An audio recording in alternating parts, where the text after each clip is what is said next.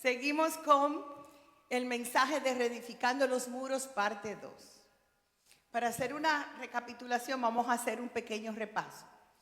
Los babilonios habían venido a tomar la ciudad de Israel en cautiverio y eso duró 70 años. ¿Por qué pasó eso? Por los pecados del pueblo. El Señor lo permitió. Inclusive fueron conquistados por otro imperio, por el Medio Persa. En medio de eso se levanta un líder valiente, osado, llamado Nehemías. Se entristece al ver que los muros de su ciudad están caídos. Y esas ruinas tenían como 100 años. Y entonces él se indignó y lo que él pidió fue, bueno, yo quiero ir a reconstruirla. Entonces vamos a ver, vamos a hacer un repaso. ¿Qué aprendimos de los primeros 5 capítulos del libro de Nehemías? Capítulo 1. Usted tiene su bosquejo. En su bosquejo vamos a ir, del 1 al 5 ya están llenos. Después seguimos del 6 al 9, ahí vamos a ir llenando. En un tiempo de ruinas y desánimo, Nehemías dirige al pueblo a reconstruir los muros caídos de Jerusalén. Ahí aprendimos que la oración es una forma de buscar a Dios. Él viene y reúne a todo el pueblo y lo conquista. Pero Nehemías usó la disciplina de la oración y del ayuno. Y él estuvo ayunando y orándole al Señor. ¿Y qué pasa cuando usted y yo ayunamos y oramos? El Señor nos recarga con una energía nueva. También deposita discernimiento, y lo vamos a ver ahorita, en nosotros. Y Nehemías quiso reconstruir, y eso fue el vaso, fue el vehículo que Dios usó. Por eso él estaba en constante comunión con el Señor, para él oír cómo Dios quería hacer las cosas. No para él hacerlas como él le placía. No para que su ego fuera inflado y dirían, ay, me van a poner ahí, van a saber que fui yo. No, esa no era la intención de Nehemías. Era porque le dolía su ciudad. Era porque él sabía que era un significado muy grande de reedificar esos muros. Iba a poder unir el pueblo otra vez a adorar a Dios. Esa es la forma más simple que yo le puedo decir. Y usted se da cuenta, me imagino que usted ya se ha dado cuenta de esto, que nosotros hemos avanzado en matemáticas, en computadoras, en la ciencia, en vehículos. Ahora hay unos vehículos nuevos que son unos Tesla. Dios mío, ¿qué es esto? Son unas cosas. Yo me monté en uno en estos días y yo dije, ¿qué es esto? Yo nunca había visto eso, yo lo había visto en televisión. Yo dije, ¿pero y qué es esto? Hemos avanzado en todo. ¿A qué no me dicen en qué es lo único que nosotros no hemos avanzado? Y ese es fácil que se la estoy poniendo. A través de la Biblia no vemos el comportamiento del ser humano. Es lo único. Usted ve desde Génesis hasta Apocalipsis. El Señor vuelve y nos perdona los pecados. Y el pueblo viene y se contenta. Y el pueblo ayuna y ora y alaba y hace pacto. Y después, en como 3 capítulos siguientes, vuelve el pueblo a pecar y vuelve eso. Es lo único. Y eso es un reto para nosotros. Siempre hay un remanente que hace las cosas diferentes. Que nosotros seamos de ese remanente. Porque no vamos a culpar que fue todo el pueblo, pero siempre hay un remanente que no, que dice, no, yo voy a seguir haciendo las cosas bien. Que usted y yo seamos contados en eso. ¿Sí? Entonces, capítulo 2. Nehemías pidió ayuda a otros cuando lo necesitaba. Ahí vimos que Nehemías trabajaba como copero del rey y que tenía un acceso fácil y cercano a él. Entonces vimos que Dios trabaja a través de cualquier persona. El rey, al preguntarle qué pasaba, que veía su rostro entristecido, él le contó. También le pidió ayuda a través de cartas, a través de llevar maderas y utensilios y cosas que se iban a necesitar. Sin embargo, el Señor usó a esa persona que no era cristiana, que no tenía los mismos valores de doctrina, pero la usó porque Dios usa a quien esté disponible y a quien Él quiera. Capítulo 3. Nos muestra la planificación y repartición de los trabajos. Trabajar en equipo bajo una visión es más efectivo. Ahí Nehemías comenzó a repartir los muros. Fulano, tú vas a edificar desde aquí, desde este trecho hasta este trecho. A ti te tocan las puertas, a ti te tocan las bisagras, aquí el muro. Y él pudo ir repartiendo para no sobrecargar al pueblo. También él sabía las habilidades de cada uno y se la daba según sus habilidades. Era una estrategia buena, había una visión, todos estaban bajo esa misma visión, eso es muy importante. Todos trabajaban en equipo y todos seguían a ese líder. Eso duró muchos años, pero le voy a decir ahora más adelante en cuánto tiempo pudo él completarlo, que fue increíble. ¿Por qué? Porque hubo un líder visionario, porque las personas estaban ahí, sí queremos ser parte de eso. Nadie estaba cogiendo, no, yo quiero que el jefe soy yo. Estoy de esa canción, el jefe soy yo. Y el jefe aquí soy yo. En mi país la cantan. La otra parte que dice, el jefe soy yo cuando mi mujer no está. Pero aquí no, aquí ellos no estaban pensando en eso, ellos querían glorificar a ese Dios. Y sabían que juntos eran más. Usted sabe que si uno lo hace solo, uno es muy débil, no puede. Usted ha visto cuando neva, que cae la nieve. Y usted coge un copo de nieve. Usted ha visto lo frágil y lo débil que es un copo de nieve. Pero cuando son muchos, ¿qué pasa? Para un tráfico y hasta las escuelas se cierran. Es decir, que tiene poder. Cuando usted y yo trabajamos juntos bajo una misma visión, hay poder. Número 4, capítulo 4. La oposición es una prueba que se debe enfrentar para crecer y la fe se demuestra con acciones. Vimos que cuando él estaba unido y todo eso estaba pasando maravillosamente, vino una oposición. La oposición siempre viene, le voy a dar una clave, siempre viene de adentro. Y se levantaron unos, Sanbalat y Tobías, lo vimos la semana pasada, que querían desanimarlos y ponerles palabras negativas aquí para que ellos se sintieran, ay, esto es muy abrumador, no vamos a poder hacerlo. Y con esa debilidad pues uno se entretiene y para el trabajo. Pero ellos supieron qué hacer, no le hicieron caso y siguieron. Tuvieron que ir cambiando la estrategia, la gente fue viendo, Nehemías siguió animando al pueblo, pero siguió ayunando. Si lee el libro completo, se da cuenta que muchas veces Nehemías oró y ayunó. Señor, dame fuerza en las manos. Señor, esto dependía de él. ¿Qué nos enseña eso a nosotros? Que nosotros debemos de depender de Dios en cada momento. En cada momento usted hace un plan, no nos envolvamos con todo, sino que hay un tiempo de uno pararse, orar, déjame revisar cómo puedo mejorar en esta área, déjame ver fulano, déjame hacer cambios, déjame seguir honrando a Dios, déjame seguir buscando su estrategia y vamos a seguir con el plan. Capítulo 5 enseña que los conflictos internos podían detener la reconstrucción de los muros. Pues aunque hubo al principio una armonía dentro del grupo, Nehemías encontró que había un problema de usura y entonces habían ganancias injustas. Pero él pudo hablar con el pueblo y eso se resolvió en ese momento. Es decir, que vamos a encontrar situaciones. Pero el Señor observa cómo usted y yo estamos actuando. Y uno a veces no se da cuenta. Usted cree que no. Si no se lo dice, si usted no oye. Pero cada día está registrado allá arriba. Cada día está registrado en el Señor. Mira la situación que hubo ahí, pero déjame ver cómo actuaron fulano y mengano, que dice que tiene mucho título bíblico, o dice que tiene muchos máster, pero vamos a ver cómo actuó. Entonces el Señor va sopesando el carácter. Usted sabe que lo único que usted y yo nos vamos a llevar cuando nosotros nos muramos es el carácter. Su casa se queda, su carro se queda, su ropa se queda. ¿Qué más se queda?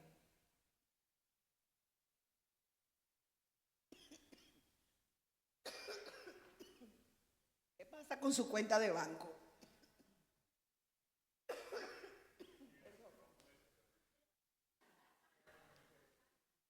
Julio dice que la mujer se queda con eso. Ah, pero eso es bueno. Yo aplaudo al Señor que deja eso. Así mismo. Una trampa, pero esa es buena porque tu mujer va a poder terminar lo que tú no terminaste. Vamos a ponerlo así. Entonces vamos a la parte 2. Continuamos aprendiendo de Nehemías. Ahora vamos a entrar a los capítulos del 6 al 9. Capítulo 6. ¿Quién me ayuda a leerlo?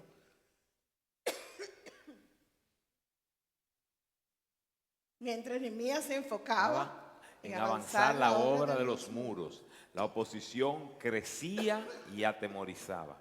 Sin embargo, él se mantuvo fiel a Dios, a su visión y trabajando enfocado. Exacto. La oposición ahora crecía. ¿Cómo lo vamos a ver? Lo vamos a ver aquí. En el siguiente verso dice, Nehemías 6, del 2 al 3, el siguiente verso.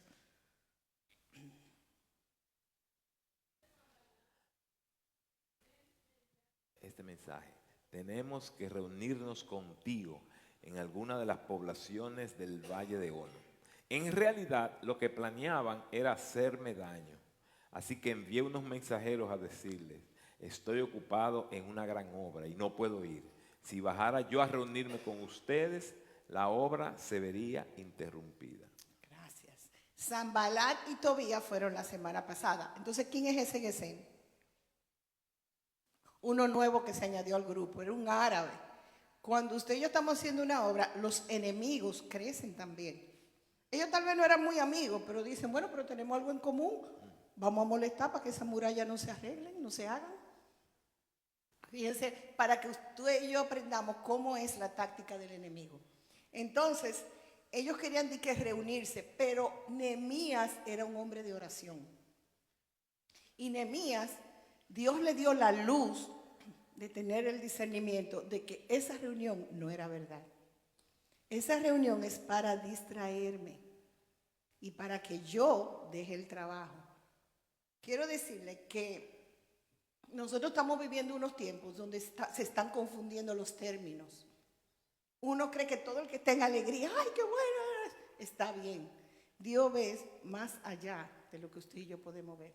Nosotros vemos lo externo, Dios ve las intenciones del corazón. Mientras usted y yo estamos orando, mientras usted esté orando, y yo también en mi casa, Dios nos va depositando discernimiento. No solamente es en lo bíblico, en su trabajo. Usted tiene un negocio, órele mucho al Señor. Pues tal vez usted puede tener personas que realmente no quieren su bien para su negocio. Y usted no lo sabe y no se da cuenta, ay, que hay que ayudar al hermano, ay, que esto. Y el Señor le va depositando ese discernimiento a medida usted dobla rodilla. En el caso de Nehemías dice que ellos se pasaban en silicio. Y no es como nosotros ayunamos aquí, muy cómodo en la casa. Ellos se rasgaban la ropa, ellos se ponían ceniza, ellos dormían en el piso, incómodo. Y sí, ellos buscaban el rostro de Dios de una manera muy diferente y era muy efectiva. El siguiente, creo que tengo otro versículo, Nehemías 6:16. Cuando todos nuestros enemigos se enteraron de esto, las naciones vecinas se sintieron atemorizadas y humilladas, pues se reconocieron que ese trabajo se había hecho con la ayuda de nuestro Dios. Exacto. Es decir, el enemigo primero viene y llama a otro. Y dice, no, vamos a hacerle esta emboscada, vamos a reunirnos. Pero él se da cuenta. Sin embargo, mira, Nehemías dice, no, yo voy a seguir enfocado. Yo voy a seguir enfocado trabajando. Pero a su gente le decía, miren, ustedes me trabajan con una espada en la mano y con la paleta en la otra mano. Es decir, vamos a trabajar, pero aquí vamos a ser sabios, vamos a ser sagaces, vamos a ser vivos, vamos a tener pila. Me fascina esa palabra, ten pila, ponte tenaz. Aquí no es solamente que vamos a estar, no, aquí vamos a ser guardia, usted va a estar, todo el mundo tiene una tarea y todo el mundo tenemos que tener la misma página, y será Nehemías. Entonces él inyectaba eso. Pero al final, fíjense el ataque. Cuando esa muralla se acabó, que se acabó a los 52 días, esos que lo atacaban, que representaban al enemigo, ellos fueron los que se debilitaron. Y dijeron, todo lo que nosotros intentamos no se dio. Cada vez que el enemigo viene a la vida suya y mía para hacernos daño, él se debilita porque nosotros encontramos fortaleza orando y haciendo las cosas bien para Dios. Esa es la mejor forma de debilitarlo. Nehemías leía la palabra y vivía la palabra de Dios. Eso es lo que nos invita a nosotros. Hay personas en el mundo que dicen que la Biblia es un libro ya antiguo, viejo, que las cosas están más modernas, pero no es cierto. La palabra, la Biblia, es la palabra de Dios. Ella nos enseña los atributos de Dios. Ella nos enseña cómo Dios piensa, lo que Dios quiere, cómo a Dios le gustan las cosas. Es la palabra la que te transforma a ti y a mí. Nosotros podemos leer muchos libros de éxito ahora mismo. Concéntrate en ti mismo, depende de ti, quiérete tú primero, cuáles son tus fortalezas, ¿qué más es? Muchos libros que son muy buenos, pero esos libros nunca te van a llevar a donde te lleva la palabra de Dios. La palabra es la única que cuando tú la ves es un espejo y te dice tu pecado y te dice en qué estamos fallando y te invita a sanar eso. Es la única que te revela que Dios es un Dios de amor, pero también un fuego consumidor. Que Dios tiene diferentes áreas, que son muchas sus dimensiones y que Dios quiere que nosotros crezcamos hasta la estatura del varón perfecto. Es solamente la palabra la que te lo va a decir. Y por eso nosotros tenemos que depender de ella, no verla como un libro aburrido. Inclusive nosotros estamos viviendo unos tiempos ahora donde hay Biblias dramatizadas, donde usted puede poner Google, usted va y ve muchas versiones y puede buscar, déjame ver qué significa tal versículo, y te lo desglosan con dibujito, no como en los tiempos de antes.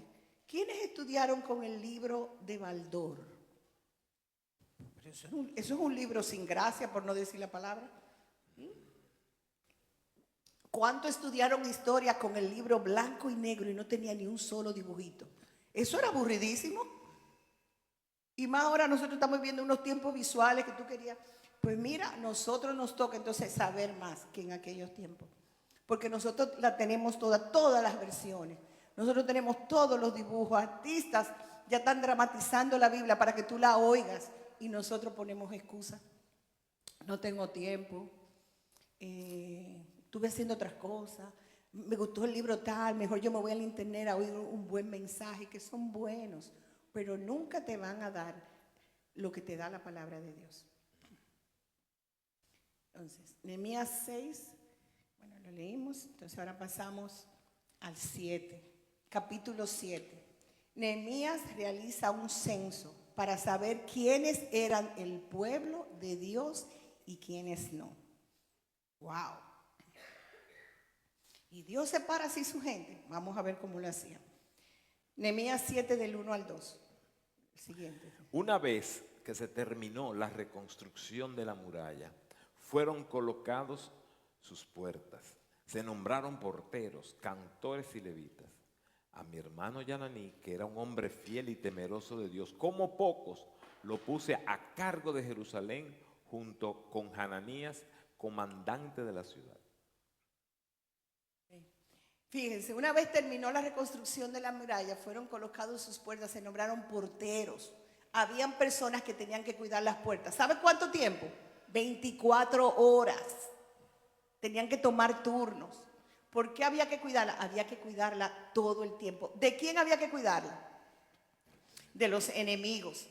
La semana pasada hablamos que en esta historia no solamente era de ladrillo y cemento, que era una historia de nosotros reedificar los muros de nuestras vidas, muros caídos, tal vez por adicciones, tal vez parte de esas adicciones, tal vez alcoholismo, tal vez pornografía, tal vez hábitos mal habidos que usted ha tenido, que usted vio en su casa. Esos muros tienen que ser levantados.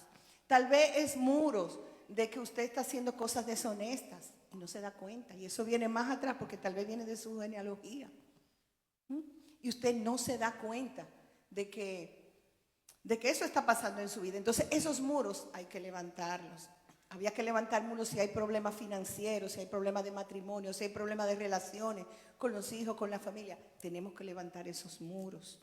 Entonces esos muros tienen portones, tienen personas que trabajan en esas puertas, porteros.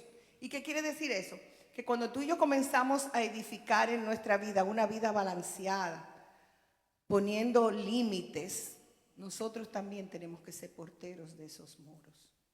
Y un portero es, déjame yo cuidarme, dormir las horas necesarias, déjame yo tener escrito cuántas horas yo tengo en el día. Estas las voy a dividir en darle lo primero a Dios, pasar tiempo con Dios, cuidar a mi familia. Hay un orden, la prioridad del esposo, la prioridad de la esposa, los hijos.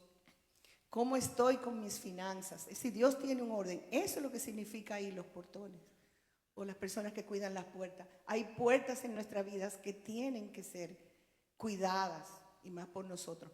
Pasar un registro. Eso es lo que nos enseña Nehemías.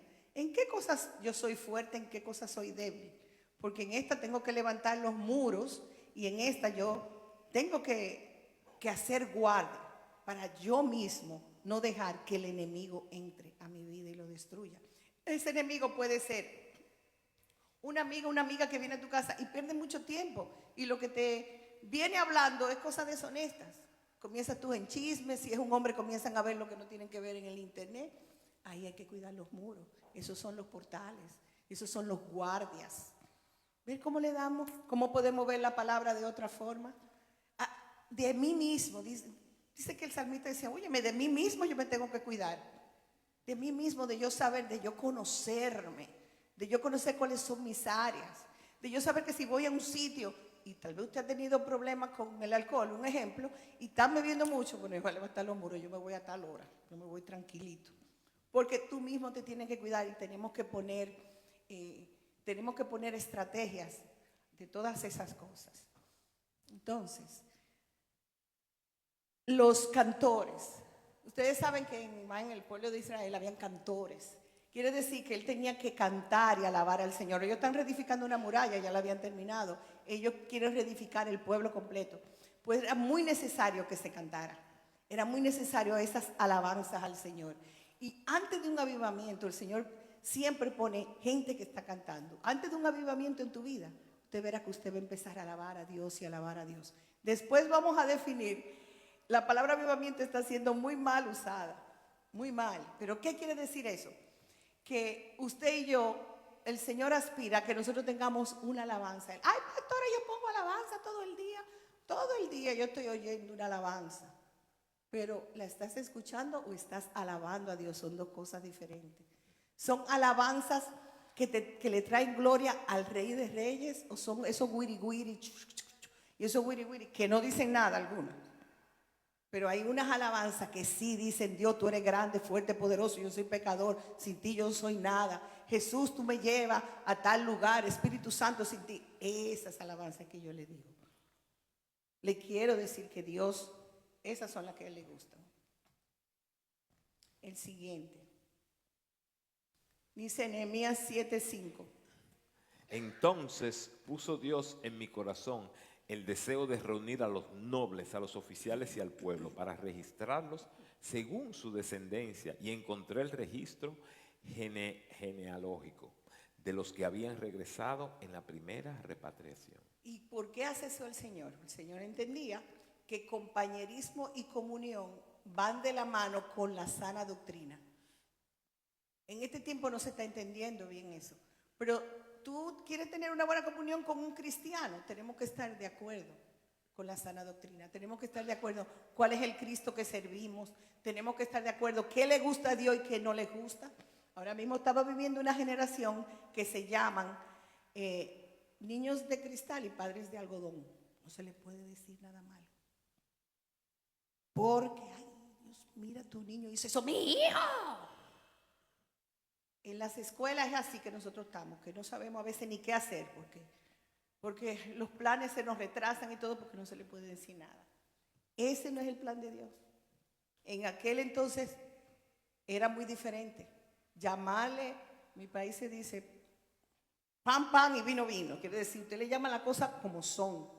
Y lo único que Dios quiere no es hacerle daño, sino sanarle. En Nehemías tenían que decir quiénes son de Dios y quiénes no son de Dios, lamentablemente. Porque el Señor, si usted se fija y ha leído la Biblia, las genealogías, por ejemplo, en Génesis se hablaba de los hijos de Jacob. En Nehemías también, en Esdras hay otra genealogía, en Romanos 16 hay otra, en Hebreo hay otro, los que se destacaron de la fe. ¿Sabe qué quiere decir el Señor? Yo conozco a esa gente, por eso pongo esos nombres. Y yo quiero que tú sepas que yo a esa gente la conozco. El padre de Sedequía, de Jonomía, y este vino de este, y este vino de lo otro, y tuvo, y de allí vino el Cristo, y todo eso. El Señor tiene un propósito. Para ti, para mí es tinta gastada. Ay, pero ¿y cómo ponen eso en la Biblia? ¿Para qué eso sirve? A mí no me gusta. Para el Señor tiene mucho significado. Inclusive cuando nosotros decimos, Señor, yo te acepto como Señor y Salvador, escribe mi nombre, ¿dónde? El libro de la vida. Porque es muy importante que nosotros sepamos que nuestros libros están allá arriba. No, pero yo soy cristiano, yo vengo aquí a la iglesia y digo aleluya, santo, gloria a Dios, yo salto y hago. Va a pasar tiempo con Él. ¿Cuántas veces usted ora, aunque sea un poquito, lee la palabra, Señor, en esta área, mira cómo yo estoy, sea sincera con Él? Nada más observe, porque mientras más lo hace, vamos mejorando. Dice el siguiente. Dios todavía está pendiente de su pueblo, de sus nombres y de su genealogía. Sí.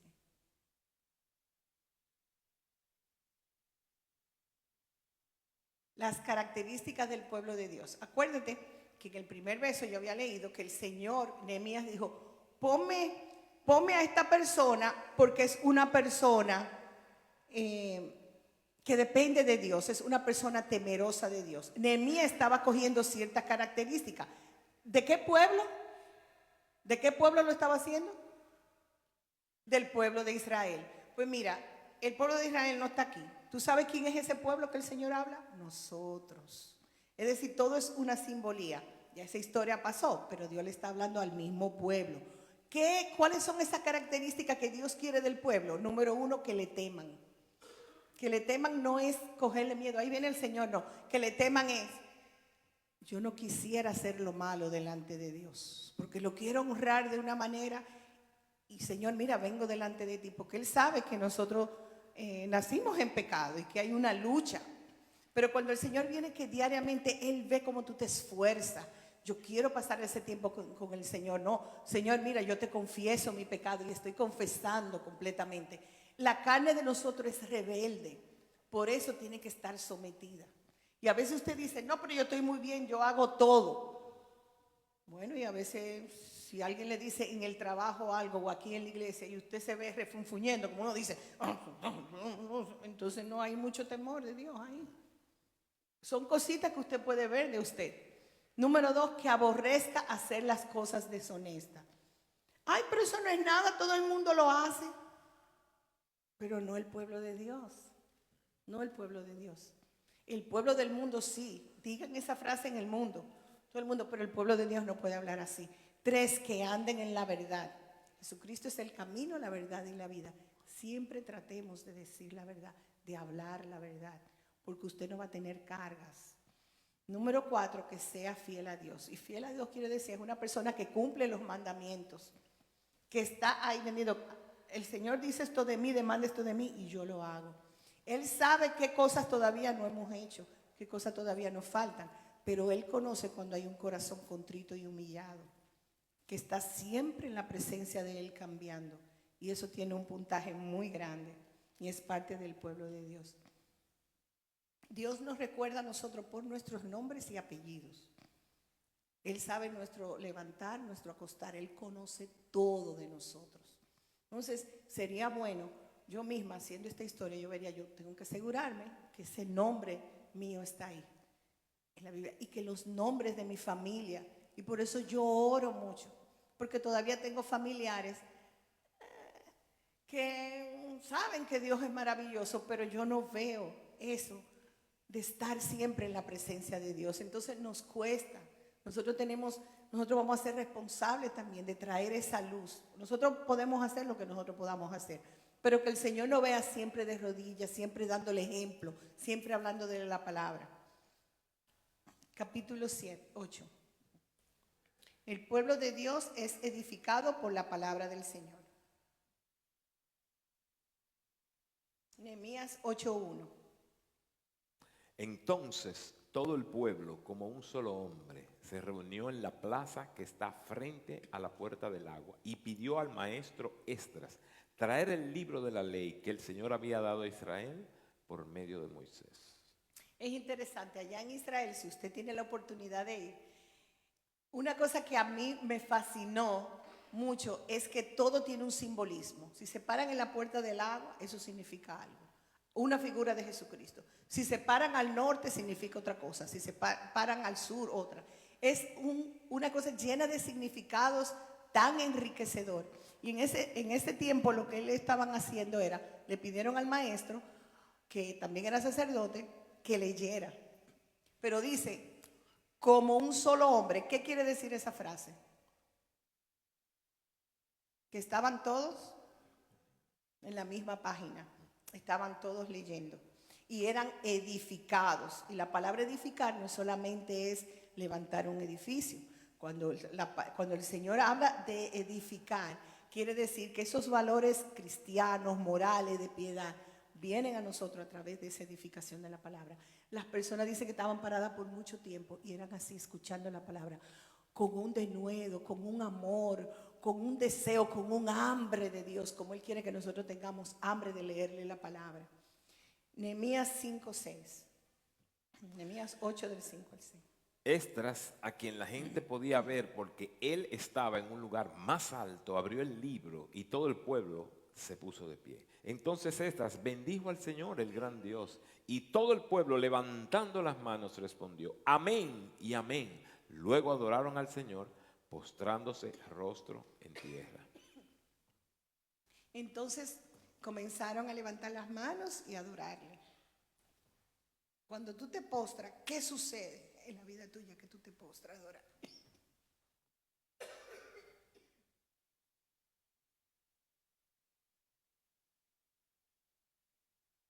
Hay rendimiento, ¿qué más? ¿Qué pasa en tu ser? Eso es lo que quiero decir. ¿Qué pasa?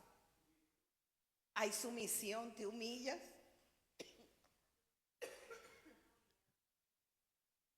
Te da sabiduría, te da todo eso. Vamos a verlo en el capítulo 9. Capítulo 9.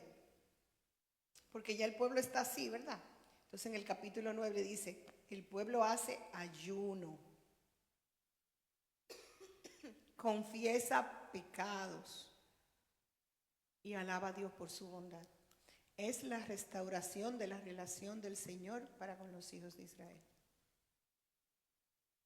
Cuando nosotros estamos en época de ayuno fue que trajimos esta enseñanza. Una de las cosas que hace el ayuno, la relación con Dios, orar y postrarse, es que usted comienza a vaciarse. El pueblo comenzó a confesar su pecado y los pecados de los antepasados. ¿Y por qué lo hacían? Porque ellos querían restablecer, reedificar no solamente los muros, sino la relación con Dios. Y cuando nosotros queremos reedificar eso, es necesario estos pasos. Pero estos pasos, hacerlo no religiosamente, sino con un corazón contrito, sino buscando, Señor, en mis antepasados hubo esto, lo otro. Usted puede ir a la lista de Gálatas si no sabe. Inclusive le voy a dar una clave. Si hay cosas que usted se atrapa haciendo, pecados o errores, muchas veces puede ser que esté en su linaje. Entonces hay cosas que ahí las vamos a destruir en el nombre de Jesús, con la relación, y le vamos a pedir perdón, porque estoy seguro que muchos de nuestros antepasados no tuvieron esa oportunidad. Entonces hay alguien en el linaje que le toca hacer eso. ¿Sabe a quién es que le toca hacer eso? Al que tiene la luz y el entendimiento, al que está leyendo la palabra. Entonces hay cosas que se van a romper en la vida suya y que no le van a pasar a sus hijos. Pero se toma que nosotros estemos bien conscientes de eso y que nosotros, como dice Nehemías, con humildad, con mansedumbre, con sumisión, postrándonos siempre, ir confesándonos y limpiándonos y limpiándonos. Dice Nehemías 9, 1, 2. El día 24 de ese mes los israelitas se reunieron para ayunar. Se vistieron de luto y se echaron ceniza sobre la cabeza, habiéndose separado de los extranjeros. Se pusieron de pie y confesaron públicamente sus propios pecados y la maldad de sus antepasados. Y Nehemías 9:3. Permanecieron en su lugar y durante 3 horas leyeron el libro de la ley del Señor su Dios. En las 3 horas siguientes confesaron sus pecados y lo adoraron. Okay. Entonces, mira cómo sucede. Cuando nosotros ayunamos, oramos, para que vayan viendo la secuencia, cómo eso va trabajando. Tú ayunas, tú te postras, tú lees la palabra, el corazón va cambiando. Tú de verdad te humillas, tú pasas horas delante del Señor, tú le alabas, comienza esa confesión. Y te pasa el tiempo y tú no te das cuenta ni te aburre. Y dices, oh, pero qué bueno este ejercicio, lo voy a hacer más a menudo. Entonces tu alma se va limpiando y vas cubriendo y te vas recordando de cuánta gente te hizo daño, pero tú la llevas a la presencia del Señor y tú la perdonas porque Dios te perdonó a ti y a mí.